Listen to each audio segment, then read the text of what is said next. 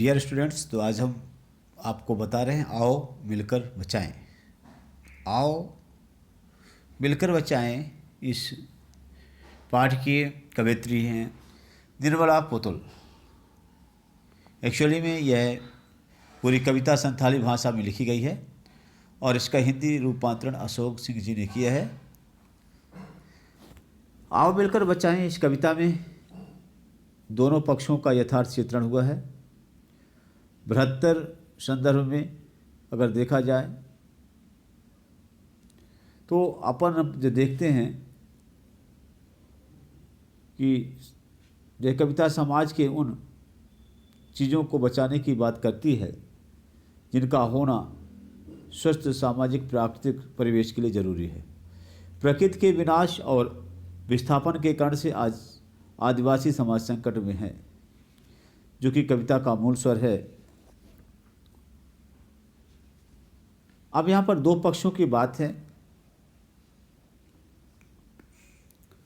देखिए, एक्चुअली में इन्होंने देखा कि आदिवासी समाज है, उनकी विसंगतियाँ हैं। उस विसंगतियों को इन्होंने तल्लीनता से उकेरा है। आदिवासी समाज कड़ी मेहनत करता है, इसके बावजूद उनकी खराब दशा है, कुरीतियाँ हैं, जिस कारण से उनकी पीढ़ियाँ जो तो बिगड़ती जा रही हैं। थोड़े से लाभ के लिए वो बड़े समझौते करते हैं, पुरुषों का वर्चस्व है, स्वार्थ के लिए पर्यावरण की हानि, शिक्षित समाज की का जो तो और व्यवसायियों के हाथ पर वो कठपुतली बन जाना उनका। साथ में आदिवासी जीवन के कुछ अनछुए पहलू हैं। इन सभी का उन्होंने क्या कलात्मक ढंग से हमारा परिचय कराया है। संथाली समाज के सकारात्मक और नकारात्मक दोनों पहलुओं को उन्होंने बेबाकी के साथ सामने रखा है। संथाली समाज में जहाँ एक ओर सादगी है, भोलापन है, प्रकृति से जुड़ाव और कठोर परिश्रम करने की क्षमता है जैसे सकारात्मक तत्व हैं, तो वहीं दूसरी ओर उनमें अशिक्षा है, कुरीतियाँ हैं और शराब की ओर बढ़ता झुकाव भी है। तो यहाँ पर ये दो पक्ष की जो बात आई, ये दो पक्ष ये हैं, पॉजिटिविटी और नेगेटिविटी। कि उनमें पॉजिटिविटी क्या है और नेगेटिविटी क्या है। आदिवासी समाज में सादे हैं, भोले भाले हैं, प्रकृति से जुड़ाव है, कठोर परिश्रम करते हैं, ये उनकी पॉजिटिविटी है, उनके मेरिट्स हैं कैरेक्टर्स के। और यहाँ पर डिमेरिट्स उसके क्या है, अशिक्षा, कुरीतियाँ और शराब की ओर बढ़ती प्रवृत्ति। स्टूडेंट्स, इस कविता का अब चलते हैं, सेंट्रल आइडिया तो हो गया, अब इसका केंद्रीय भाव क्या है तो हो गया। अब सारांश जो है उसको देखेंगे कि इसका सारांश क्या पाठ का। तो आओ मिलकर बचाएं इस कविता में प्रकृति प्रेम और संस्कृत प्रेम को सामने रखा गया है। कवयित्री झारखंड के संथाली रंग और जीवन शैली को बचाना चाहती है। वह अपनी बस्तियों को शहरी अपसंस्कृति से बचा करके झारखंड की माटी के रंग में रंगना चाहती है। वह चाहती है कि उसके जीवन में गर्माहट, ताजगी, हरियाली, भोलापन, अक्खड़पन, जुझारूपन बना रहे। वे पहले की तरह धनुष बाण कुल्हाड़ी को धारण करें, उन्हें वही जंगल की ताज़ी हवा मिले, नदियों का पवित्र शुद्ध जल मिले, पहाड़ी गीतों की धुन, मिट्टी की सुगंध, नाच गाने के लिए गीत और आंगन, रोने के लिए एकांत और बच्चों के लिए मैदान, पशुओं के लिए हरी घास, बूढ़ों के लिए पहाड़ों की शांति मिलती रहे। यह अब भी पहले की तरह विश्वास और आशा के साथ सपनों के संसार में जीना चाहती है। इस कविता का सारांश यही है। उसका मानना है कि अभी भी बहुत कुछ बचाने के लिए हमारे पास है। हालांकि अभी तक हमने बहुत कुछ खो दिया है,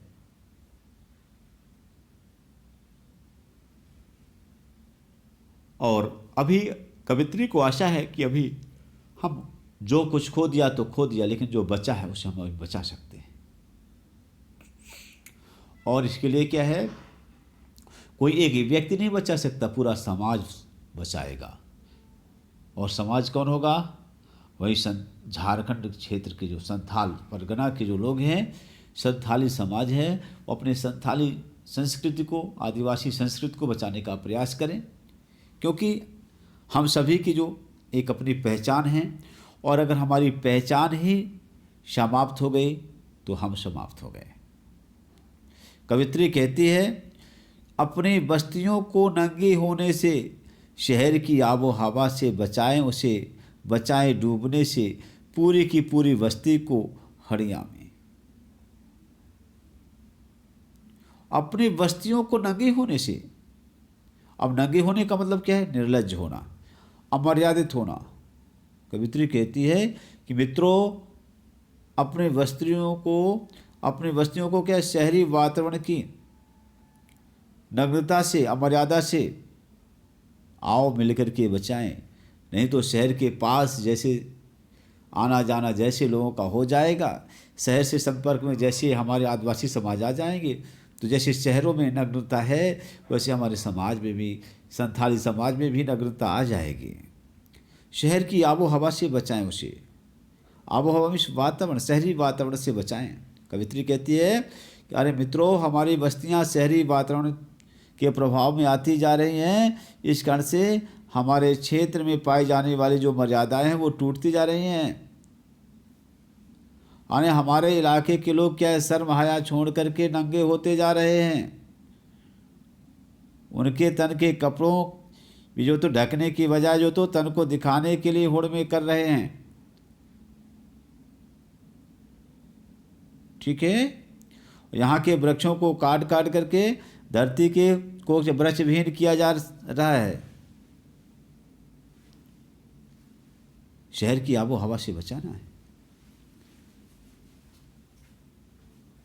दो चीजें हैं, माने क्या है, शरीर में संस्कृति से में नग्नता आती जा रही है, प्रकृति में भी नग्नता आ रही है। माने पेड़ पौधे भी नंगे, क्या है, शरीर भी नंगा कर रहे हैं और जंगल को भी नंगा किए दे रहे हैं, काट करके वृक्षविहीन कर रहे हैं।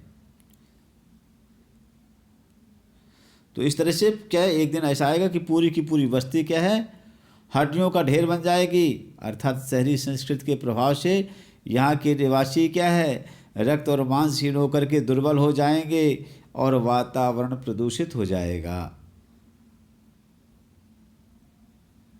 बच्चों, अब यहाँ पर प्रश्न उठते हैं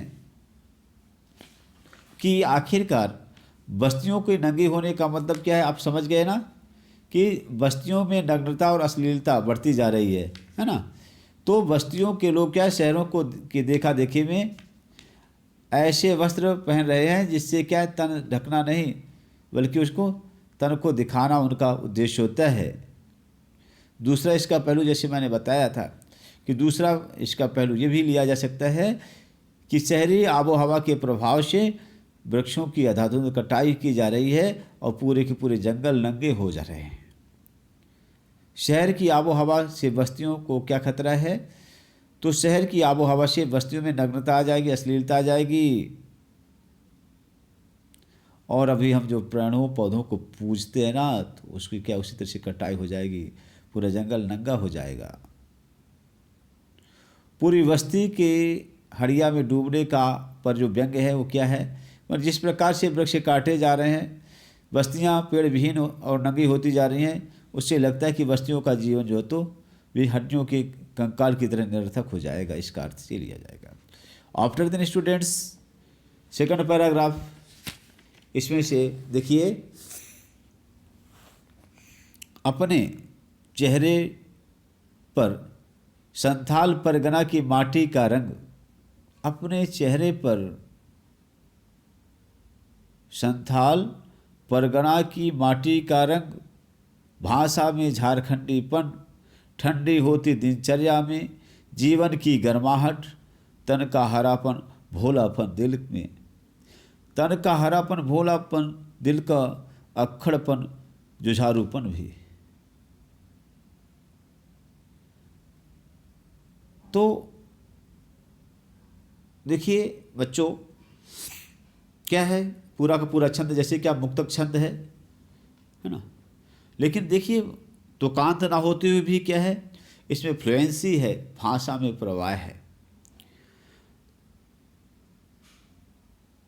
कवित्री कहती है कि अपने चेहरे में पर संथाल परगना की माटी का रंग। संथाल परगना है क्या? पूर्वी भारत जो है, विशेषकर झारखंड का एक जो आदिवासी क्षेत्र को संथाल परगना कहा जाता है। झारखंडीपन का मतलब क्या है? झारखंड का जो स्वभाव होता है उसे झारखंडीपन कह दिया। ठंडी होती दिनचर्या का मतलब क्या है? धीमी पड़ती दिनचर्या। दिनचर्या में दैनिक रूटीन जो होता है। हरापन में होता है हरियाली है, यहाँ पर सरलता भी है। अक्खड़पन में तो रुखाई कठोर होना, जुझारूपन में संघर्ष करने का स्वभाव। तो कवित्री कहती है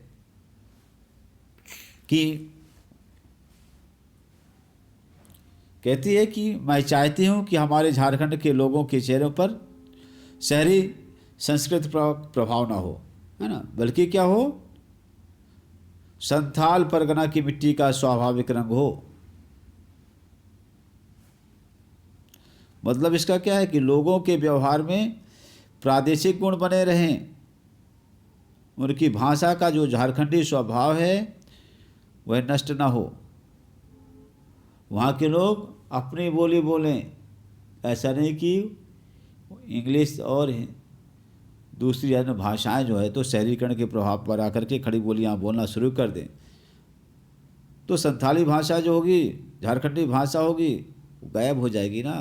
कौन बोलेगा? अगर झारखंड के लोग नहीं बोलेंगे तो क्या वेस्ट बंगाल के लोग बोलेंगे, या कि गुजरात के लोग बोलेंगे, कि महाराष्ट्र के बोलेंगे बच्चों, है ना।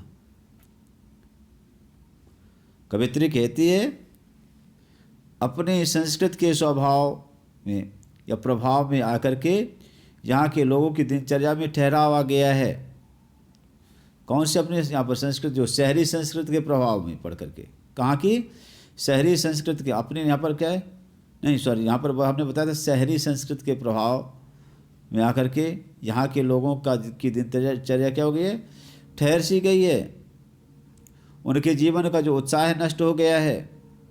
इसलिए कवित्री चाहती है कि उसके जीवन में वह उत्साह फिर से लौट आए, मन में फिर से सरलता और मधुरता आ जाए,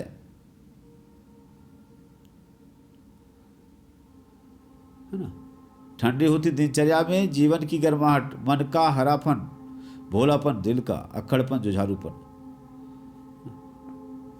उसके क्या है? उनके दिलों में चालाकों और जो चालाकी है और समझदारी के बजाय जो है तो वही पहले जैसा भोलापन आ जाए। उनके स्वभाव का अक्खड़पन, उनका जो तो संघर्ष करने की जो क्षमता है, रहन सहन, सब गुण वापस लौट आए। देखिए स्टूडेंट्स, माटी का रंग, इसमें लाक्षणिक जो तो प्रयोग इसमें किया गया है। तो कविता में किस प्रदेश का प्रभाव दिखता है? तो इस पूरी कविता में संथाल परगना और झारखंड का प्रभाव दिखाई देता है। कविता किस प्रकार के जनजीवन, कवि जो है तो किस प्रकार का जनजीवन देखना चाहता है? तो कवि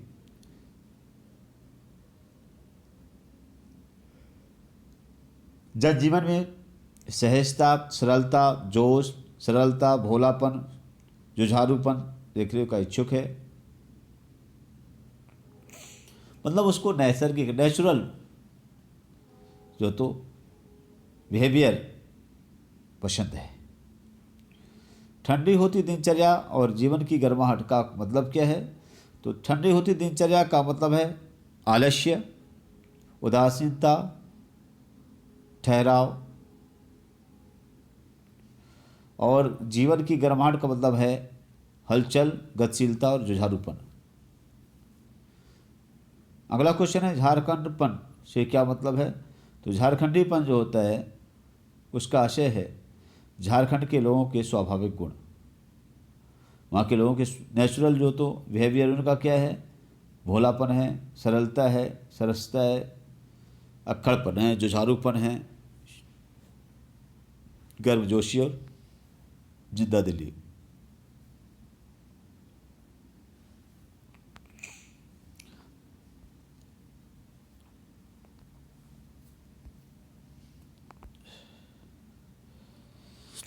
स्टूडेंट्स आफ्टर देन देखिए थर्ड स्टेंजा में भीतर की आग, धनुष की डोरी, तीर का नुकीलापन, कुल्हाड़ी की धार, जंगल की ताजा हवा, नदियों की निर्मलता, पहाड़ों का मौन, गीतों की धुन, मिट्टी का सोधापन, फसलों की लहलहाहट।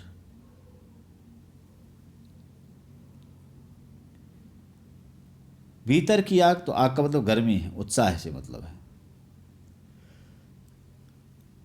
धनुष की डोरी, तीर का नुकीलापन, कुल्हाड़ी की धार, जंगल की ताजी हवा, नदियों की निर्मलता, निर्मलता में पवित्रता, मौन मतलब शांति, सोधापन में क्या सुगंध, लहलहाहट में है लहराना।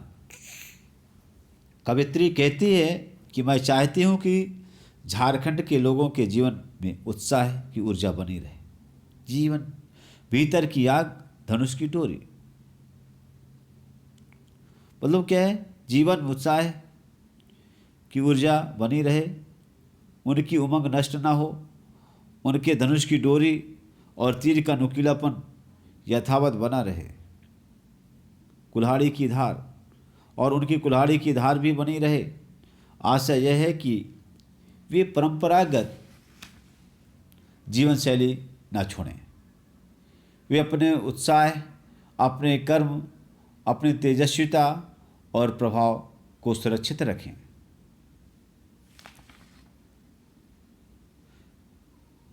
जंगल की ताजी हवा, नदियों की निर्मलता, पहाड़ों का मौन, गीतों की धुन, मिट्टी का शोधापन, फसलों की लहलहाहट। यहाँ पर जो तो प्राकृतिक जो तो जीवन का ज्यों का त्यों उन्होंने चित्रण किया और कहा कि यहाँ के जो नेचुरल जो तो बिहेवियर है उनका, प्राकृतिक जो जीवन है वो जैसा का तैसा बना रहे। जंगल की ताज़ी हवा जैसी है वैसी बनी रहे, नदियों की पवित्रता बनी रहे, पहाड़ों में की शांति बनी रहे, गीतों की मीठी लय, मिट्टी की स्वाभाविक सुगंध और फसलें उसी तरीके से लहलहाती रहें जैसी कि हैं वैसी। उन सभी पर कभी भी शहरी जीवन का प्रभाव ना पड़े, शहरी जीवन का साया ना पड़े, ऐसा कवित्री चाहती है। भीतर की आग से क्या मतलब है? भीतर की आग का मतलब होता है आंतरिक जोश। भीतर की आग का मतलब क्या है? यहां पर जो भीतर का जो जोश है उसे कहा गया है।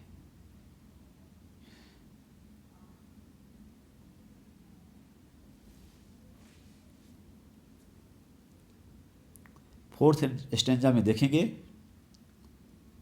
नाचने के लिए खुला आंगन, नाचने के लिए खुला आंगन, गाने के लिए गीत, हंसने के लिए थोड़ी सी खिलखिलाहट, रोने के लिए मुट्ठी भर एकांत, बच्चों के लिए मैदान, पशुओं के लिए हरी घास, बूढ़ों के लिए पहाड़ों की शांति।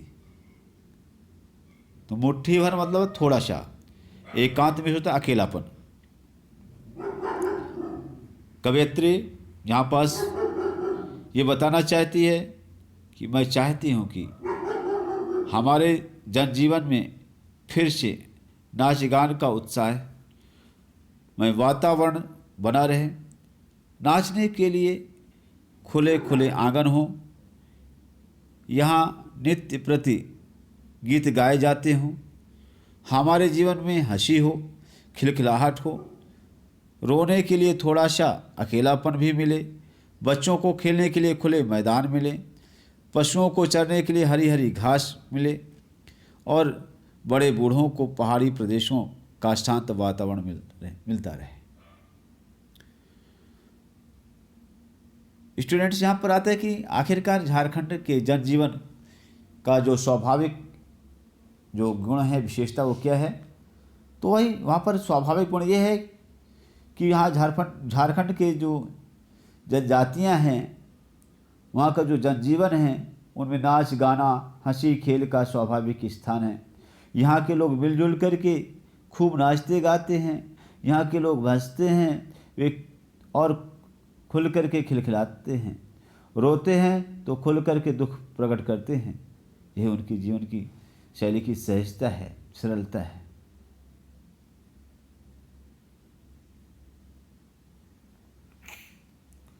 पांचवा स्टेज है इसमें से, देखिए, और इस अविश्वास के दौर में थोड़ा सा विश्वास, थोड़ी सी उम्मीद, थोड़े से सपने, आओ मिलकर बचाएं कि इस दौर में भी बचाने को बहुत कुछ बचा है अभी हमारे पास। अविश्वास दूसरों पर विश्वास न करना, दौर में समय, सपने में शिक्षाएं, कामनाएं। कवित्री कहती है कि यद्यपि आज चारों ओर हमारी आपसी संदेह का वातावरण छाया हुआ है, अविश्वास है, किसी को किसी पर भरोसा ही नहीं है, अविश्वास का वातावरण है चारों ओर। लोग एक दूसरे को शक की दृष्टि से देखते हैं। ऐसे वातावरण में आपसी विश्वास को बनाए रखना बहुत जरूरी है। अपने सपनों को तथा आशा को जीवित रखना बहुत जरूरी है। ये सपने, यह आशा, यह विश्वास लोक जीवन में ही मिल सकता है। कवयित्री पाठकों को प्रेरित करते हुए कहती है कि आओ हम मिलकर के आशा, विश्वास और सपनों को बचाएं। निराशा और अविश्वास के इस युग में भी ये भावनाएं पूरी तरह मरी नहीं हैं। हमें इन्हें बचा करके रखना चाहिए। अभी समय है, समय रहते इन्हें बचा लेना चाहिए। तो इसमें से कवित्री ने यहाँ पर क्या है, यहाँ पर कवित्री लोक जीवन के सकारात्मक गुणों को बनाए रखने की प्रेरणा देती है।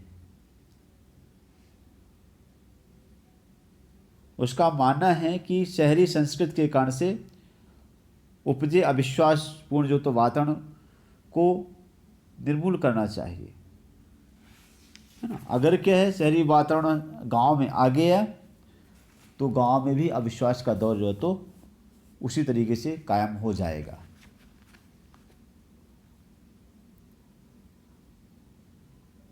थोड़ा सा, थोड़ी सी, थोड़े से की आवृत्ति यहाँ पर बार बार है, ठीक है।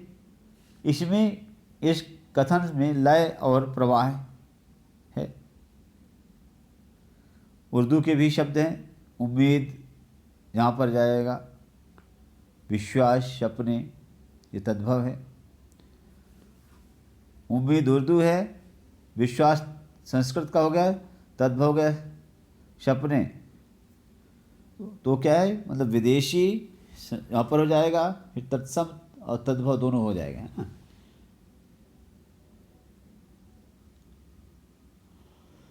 तो कवित्री आज के युग को अविश्वास का युग मानती है।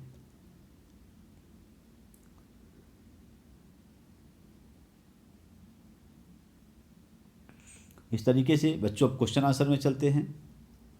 क्वेश्चन आंसर में